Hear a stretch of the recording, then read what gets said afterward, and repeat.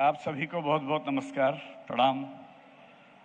बुंदेलखंड में पहली बार एक तरह से मेरा आना हुआ है, इस तरह से कि मैं एक छोटे शहर के गांव के अंदर आऊं।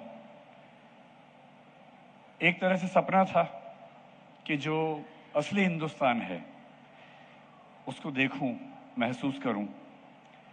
पिछले 2 साल से सौरभ ने मुझे कई बार कहा कि बड़े भाई लाइब्रेरी बनने वाली है और उस दिन आपको आना है शुरुआत करने के लिए, उद्घाटन करने के लिए।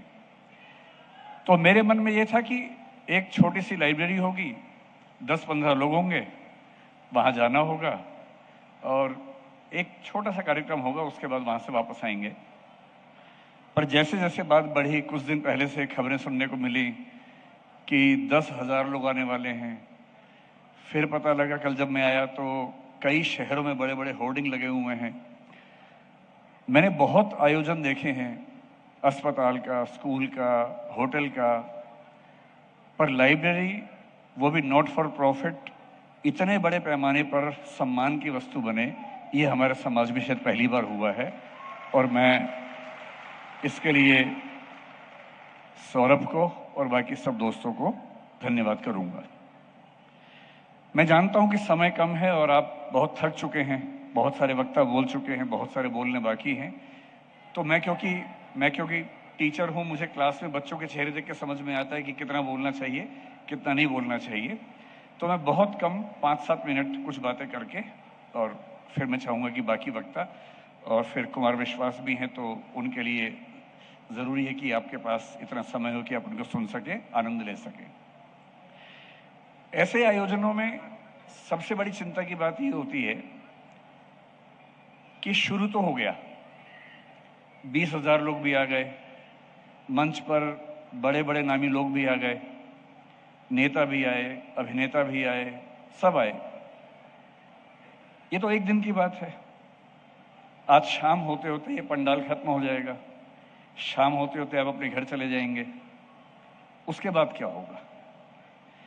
और कोई प्रयोग अगर केवल एक दिन की चकाचौंध बन के रह जाए, ऐसा अक्सर होता है, एक बार की बात नहीं है, ऐसा कई बार होता है कि कुछ शुरुआत हुई, बहुत बड़े पैमाने पे हुई, खूब तालियां बजी, उद्घाटन हुआ, मीडिया में छापा, बड़े बड़े पत्रकार आए, 2 दिन, 4 दिन, 10 दिन के बाद उत्साह खत्म हो गया। आयोजकों का तो पता नहीं हुआ कि नहीं हुआ, समाज का उत्साह खत्म हो गया।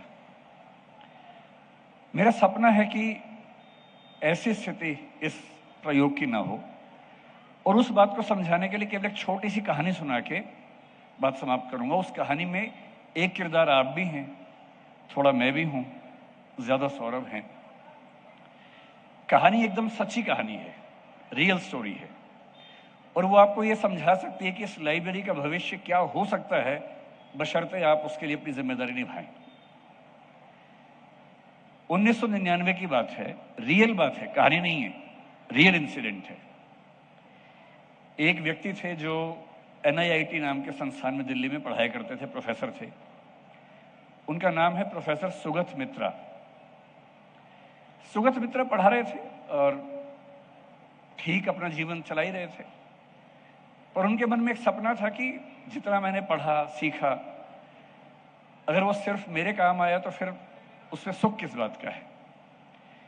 क्या मैं अपनी शिक्षा को उन लोगों तक पहुंचा सकता हूं जिनके पास शिक्षा का क ख ग भी नहीं है, शुरुआत भी नहीं है? और ये वो समय है जिस समय भारत में कंप्यूटर्स का डेवलपमेंट होना शुरू हुआ था। राजीव गांधी की सरकार में कंप्यूटर्स को लाया गया था, और 1999 जब हम UPSC की तैयारी भी कर रहे थे, कंप्यूटर एक जाना पहचाना चेहरा था। ईमेल क्या होता है समझ में आने लग गया था, और ये लग रहा था कि कंप्यूटर के बिना दुनिया चलेगी नहीं। उन्होंने एक एक्सपेरिमेंट किया। अपने इंस्टीट्यूट के पीछे एक झुग्गी बस्ती थी, कालका जी दिल्ली में जगह है, शायद आप जानते होंगे। उस बस्ती की तरफ दीवार में एक छेद करवा दिया, सिर्फ दीवार में एक छेद करवाया, और एक कंप्यूटर अपने इंस्टीट्यूट के अंदर ही दीवार के पास रखवा दिया। इतना ही किया बस। उस कंप्यूटर में बिजली का कनेक्शन था, एक माउस था, ऑन रहता था, और कोई स्टाफ का मेंबर केवल देखता था कि कंप्यूटर ऑन रहे, और कुछ भी नहीं किया। जो झुग्गी के बच्चे थे, गरीब बच्चे थे, उनको कंप्यूटर दिख रहा था, वो छू सकते थे, लेके जा नहीं सकते थे उसको। और सुगत मित्रा देखना चाह रहे थे कि अगर बच्चों को एक्सेस मिल जाए, पहुंच मिल जाए, तो क्या उनके अंदर सचमुच खुद सीखने की ललक होती है या बच्चों को सिखाना पड़ता है, बहुत कोशिश करनी पड़ती है। सिर्फ ये एक्सपेरिमेंट था। 3 महीने तक उनकी टीम ने कुछ नहीं किया, सिर्फ इतना कि कंप्यूटर रखा हुआ है, बिजली चल रही है, किसी से कोई बात नहीं की। धीरे धीरे देखा बच्चे वहां पर इकट्ठे होने लगे, कुछ करते थे, वीडियो गेम खेलते थे, कुछ और करते थे। और 3 महीने बाद वो आए, उन सारे बच्चों से मिले और उनसे कहा कि ये कंप्यूटर मैंने रखवाया था, आप मुझे ये बताइए कि क्या मैं आपके लिए कुछ और कर सकता हूं। सरप्राइजिंग बात है कि उन बच्चों ने ये कहा कि सर रखवा तो दिया, इसकी जो प्रोसेसिंग की स्पीड है थोड़ी सी कम है और जो माउस है वो ठीक से काम नहीं करता है, माउस चेंज करवा दीजिए, प्रोसेसर अच्छा लगवा दीजिए, हम और सीखना चाहते हैं। और ये पहला एक्सपेरिमेंट था जिसने साबित किया कि आप कुछ मत सिखाइए, केवल एक एक्सेस पॉइंट बना दीजिए जहां बच्चे आके अपने मन से कुछ कर सकें। तो कुछ लोगों ने उनसे कहा कि ये तो भाई दिल्ली के बच्चे हैं, दिल्ली के बच्चे स्मार्ट होते हैं और उनको तो पहले भी आइडिया होता ही है, ये गांव में नहीं चलेगा तुम्हारा। तो उन्होंने सेकंड एक्सपेरिमेंट इसी पे किया। उत्तर प्रदेश के एक बहुत पिछड़े गांव में, जैसे इस गांव के बारे में जो मेरे पास आइडिया है वो एक ही शिक्षा वगैरह में भी थोड़ा सा पीछे है, कुछ ऐसा ही गांव समझ लीजिए, चमारी गांव में समझ लीजिए। यही प्रयोग किया, एक कंप्यूटर रखवाया, उसके साथ बिजली का कनेक्शन, कोई गाइडेंस नहीं, कोई सुविधा नहीं, कुछ नहीं, सिर्फ एक कंप्यूटर। 3 महीने बाद फिर आए और देखा कि उस गांव के बच्चों ने भी अपने आप लड़ झगड़ के, आपस में भिड़ भिड़ के कंप्यूटर सीख लिया, गेम भी खेली, पढ़ाई करनी भी शुरू कर दी। फिर उनके मन में एक बात और आई, और अब आपकी भूमिका आने वाली है इसी कहानी का हिस्सा बनकर। वो दक्षिण भारत में गए, तमिलनाडु में, और तमिलनाडु का एक गांव है जो तटीय गांव है, कोस्टल विलेज है, उसका नाम कलपिक्कम शायद है। ये कलपक्कम नहीं है जिसको हम जानते हैं न्यूक्लियर वजहों से, ये दूसरा गांव है, कलपिक्कम उसका नाम था। वहां क्या प्रयोग किया, ऐसा गांव जहां के बच्चों को ना इंग्लिश आती थी, ना हिंदी आती थी, केवल तमिल आती थी। और एक एक्सपेरिमेंट ये किया कि कोई बच्चा अपनी जिज्ञासा से, अपनी मेहनत से क्या बायोटेक्नोलॉजी जैसा मुश्किल विषय सीख सकता है। तो क्या किया, कंप्यूटर रखा, कंप्यूटर में बायोटेक्नोलॉजी के बारे में बहुत सारा कंटेंट, कुछ वीडियोस, कुछ ऑडियो, कुछ विजुअल्स डाल के रख दिए। अब बच्चे तमिल बोलने वाले हैं, उनको इंग्लिश भी नहीं आती है, कंप्यूटर भी नहीं आता है। 2-3 महीने के बाद जब रिसर्च हुई, बच्चों से बात हुई, तो एक बच्ची ने जो 12 साल की थी, उसने ये कहा कि सर मुझे ये तो समझ में आ गया है कि जेनेटिक म्यूटेशन कैसे होता है, लेकिन अभी भी जेनेटिक म्यूटेशन की कुछ बारीक बातें नहीं समझ पा रही हूं, इसके लिए मुझे आपकी और मदद चाहिए। तो उस बच्चे का टेस्ट लिया गया, और जब टेस्ट लिया तो पाया गया कि किसी अच्छे अंग्रेजी माध्यम के स्कूल में पढ़ने वाले बच्चों की तुलना में 30% लेवल इन बच्चों ने बिना किसी सुविधा के, केवल कंप्यूटर के होने से खुद अचीव कर लिया। अब जो एक्सपेरिमेंट था उसमें आप शामिल हो जाएंगे। कोशिश की गई कि इन बच्चों को कैसे हम और अच्छी सुविधा में ला सके, क्या करें। एक छोटा सा प्रयोग किया, और ये प्रयोग एक और बहुत प्रसिद्ध व्यक्ति ने भी किया, मैं उनका भी जिक्र करूंगा। प्रयोग क्या किया, उसी गांव की एक महिला जिसकी उम्र लगभग 30-35-40 के आसपास थी, दीदी समझ लीजिए, आंटी समझ लीजिए, चाची समझ लीजिए, जो बच्चों से बहुत प्रेम करती थी और बच्चे उनको बहुत मानते थे। वो महिला भी पढ़ी लिखी नहीं थी। उस महिला से कहा कि आपको सिर्फ एक काम करना है, ये बच्चे लाइब्रेरी में आएंगे, ये बच्चे कंप्यूटर पे खेलेंगे, इनको इंग्लिश नहीं आती, तमिल में कुछ करते रहेंगे, ये जो कुछ भी करते रहें, बस तुम खड़ी रहना और बीच बीच में इनकी पीठ थपथपा देना, इनका हाल पूछना और शाबाशी देते रहना। कुछ भी करें बोलना वाह बेटा बहुत अच्छा कर रहे हो, शाबाश। इतना ही करना है बस। और 2 महीने बाद देखा गया कि केवल उस शाबाशी की वजह से, इसको ग्रैंड मदर मेथड कहा गया, केवल उस शाबाशी की वजह से उन बच्चों का स्कोर किसी भी महंगे प्राइवेट स्कूल के बच्चों की तुलना में 50% हो गया, जो पहले 30% था। ये सारे के सारे एक्सपेरिमेंट्स डॉक्यूमेंटेड हैं। और इसी स्कूल से एक बच्चा ऐसा निकला। आज से 2 साल पहले सौरभ और मैं अमेरिका में 2 विश्वविद्यालयों में गए हुए थे वक्ता बन के स्पीच देने के लिए। उनमें से एक दुनिया के सबसे अच्छे विश्वविद्यालयों में से एक येल विश्वविद्यालय है, और येल यूनिवर्सिटी में मुझे ध्यान है बड़ा अच्छा सेशन था। सौरभ, मैं और वहाँ पर जो भारतीय भाषाओं को जानने वाले बच्चे थे वो सारे उसमें ऑडियंस थे। येल को देख के हमें लगा कि काश हम या हमारे समाज के लोग ऐसे विश्वविद्यालय में पढ़ पाते। और अब मैं जो पीछे ला रहा हूँ बात को, उसी एक्सपेरिमेंट में महाराष्ट्र में एक शिरगांव नाम का गांव है जो पालघर इलाके के बीच में है। शिरगांव का एक बच्चा जिसका नाम था अरुण चौहान, इसी कंप्यूटर से अपनी मेहनत से सीखते सीखते ऐसा सीखा कि इवोल्यूशनरी बायोलॉजी में येल यूनिवर्सिटी से पीएचडी करने के लिए उसका सिलेक्शन हुआ, और केवल उस एक कंप्यूटर की वजह से हुआ। मैं जो आपको कहना चाह रहा हूं, ये जो मजमा है इसका सौंदर्य है, एक दिन का सौंदर्य है। अच्छी फोटो आएंगी, आपको भी याद रहेगा कि वाह क्या मजमा जुटा था। बड़े बड़े लोग आए थे, कुमार विश्वास भी आए थे, राज्यसभा के उपसभापति भी आए थे, कैलाश सत्यार्थी जी भी आए थे। पर इस सबका असली सौंदर्य तब है जब ये चीज़ बहुत दूर तक जाए, और ये चीज़ दूर तक तभी जाएगी जब ग्रैंड मदर इफेक्ट वाला काम आप करेंगे। इस लाइब्रेरी में जो बच्ची आएंगी, मुझे जानकारी मिली कि करीब 50 बच्चियों को सौरभ और गुंजन ने गोद लिया है। सौरभ और गुंजन के बारे में थोड़ा सा मैं अंत में बोलूँगा। ये जो बच्चियाँ आएंगी, इन बच्चियों का हौसला तोड़ने के लिए 50 शक्तियाँ काम कर रही होंगी।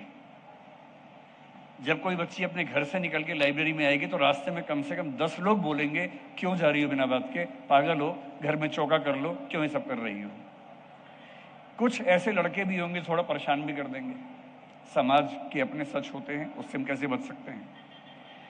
अगर आपने उन बच्चियों को शाबाशी दे दे के 1 साल 2 साल 3 साल यहाँ बैठने की आदत डाल दी, तो मैं दावे से कह रहा हूँ कि आज से 10 साल 15 साल के बाद इतिहास में लिखा जाएगा कि एक लाइब्रेरी बनी थी, उस लाइब्रेरी की बच्चियों ने बड़े बड़े काम किए। आईएएस बनना, पीसीएस बनना बड़ी बात नहीं है। बड़ी बात, जैसे कि हमारे उप मुख्यमंत्री महोदय कह रहे थे, कि नौकरी लेने से अच्छा है नौकरी देना, कुछ बड़ा उद्यम करना। एक लाइब्रेरी सौरभ ने बनाई है, ये बच्चे अपनी अपनी लाइब्रेरियाँ बनाएं और धीरे धीरे पूरे बुंदेलखंड का विकास हो। बस मैं अंत में सौरभ के बारे में 2-4 लाइनें कहूँगा। मेरे यहाँ आने का उद्देश्य क्या है? सौरभ मेरा छोटा भाई है, जैसे जाकिर का वो बड़ा भाई है, ऐसे मेरा छोटा भाई है। हमारे बीच का संबोधन ही ये है। वो मुझे फ़ोन करता है, बड़े भाई कैसे हो, मैं बोलता हूँ छोटे भाई अच्छा हूँ। उसकी इच्छा थी, उसकी जिद थी, उसने प्रयोग किया तो आना ही था। पर मेरे आने का एक छिपा हुआ उद्देश्य ये था कि मैं एक एकेडमिक व्यक्ति हूँ, पढ़ता हूँ, पढ़ाता हूँ। जितना समय मिलता है मेरा मन करता है पढ़ता ही रहूँ, कुछ और किताब पढ़ लूँ। पर मैं सोचता हूँ कि मैं एक विश्वविद्यालय या स्कूल शुरू करूँ जिसमें बहुत सारे बच्चों की मदद कर सकूँ, पर अब तक कर नहीं पाया हूँ। उसने मुझसे बाद में सोचा, कर भी दिया। तो मेरे मन में कभी कभी ये आता है कि मैं एक बार यहाँ के देखूँ कि सोचने और करने के बीच का जो अंतराल है उसे कैसे भरा जाता है। और मेरे एक बहुत प्रिय कवि हैं जिनका नाम है मुक्तिबोध। मुक्तिबोध वैसे कवि नहीं है जिनकी बात पे तालियां पड़ती हों। मुक्तिबोध वो कवि हैं जो दिमाग की नसें खोल देते हैं, जो खुद दिमाग की नसों के फटने से मरे थे क्योंकि समाज को लेकर बहुत तनाव में रहते थे। उन मुक्तिबोध की कविता है अंधेरे में। अंधेरे में की 3-4 पंक्तियां हैं। मैं जब भी सौरभ से बात करता हूँ मुझे वो पंक्तियां याद आ जाती हैं। और मैं, क्योंकि आज का दिन बड़ा पवित्र है, महिला दिवस भी है, सौरभ गुंजन की शादी की 15वीं वर्षगांठ है, इन दोनों से बड़ी बात इस लाइब्रेरी की शुरुआत है और मेरे लिए बड़ी बात कि मैं इसका हिस्सा बन पाया। वो जो 3-4 पंक्तियां हैं वो ये हैं, ये सौरभ तुम्हें समर्पित है। कहां पर हो भाई? हाँ, ये सौरभ को समर्पित है। वह रहस्यमय व्यक्ति, ये व्यक्ति बहुत रहस्यमय है मेरे लिए, मैं इसको समझ नहीं पाता। ये कभी भी कुछ भी करता है, जो कुछ भी करता है अच्छा करता है, शानदार करता है। और मेरे व्यक्तिगत जीवन में फिलहाल अभी के जीवन में इतना बड़ा हरफन मौला लियोनार्डो दा विंची जैसा व्यक्ति कोई दूसरा नहीं है। मन से बेमन से जैसे तो मैं भी हो भगवान के नाम का चुपचाप सीखता रहता हूँ। कल युग केवल नाम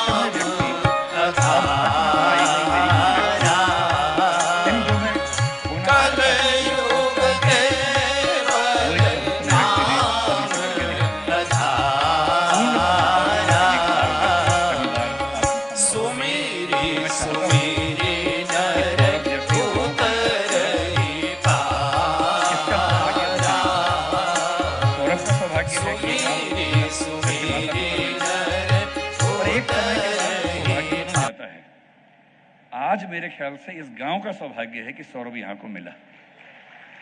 बचपन की बात अलग है, बचपन में सौभाग्य सौरभ का रहा होगा कि उसको एक गांव मिला, लेकिन आज और ऐसा होता है कि एक समय के बाद कुर्सी से इंसान की पहचान नहीं होती, इंसान से कुर्सी की पहचान होती है कि वो इंसान जहां बैठ गया उस कुर्सी का महत्व बढ़ जाता है।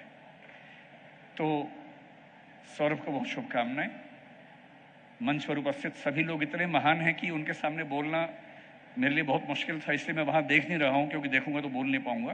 तो मैंने हिम्मत करके इतना बोल दिया। उन बच्चियों से जो लाइब्रेरी में जाएंगी उनसे एक ही बात कहूंगा। भवानी प्रसाद मिश्र एक लाइन लिख के गए थे, कुछ लिख के सो, कुछ पढ़ के सो।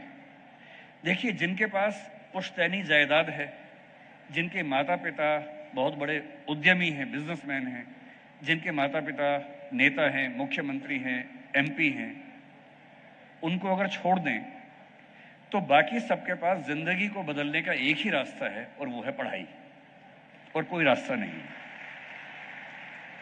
इसलिए जिस देश की अधिकांश आबादी निम्न वर्ग, निम्न मध्य वर्ग की हो, वहां पढ़ाई से अच्छा कोई रास्ता नहीं है अपनी जिंदगी को अपने हिसाब से जीने का।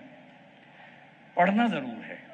डॉक्टर अंबेडकर ने बड़ी गहरी बात कही थी, खाने के पैसे हो ना हो, जूते पहनने के पैसे हो ना हो, पैर में जूता चप्पल हो ना हो, हाथ में किताब जरूर होनी चाहिए, क्योंकि किताब ही है जो जीवन को बदलेगी।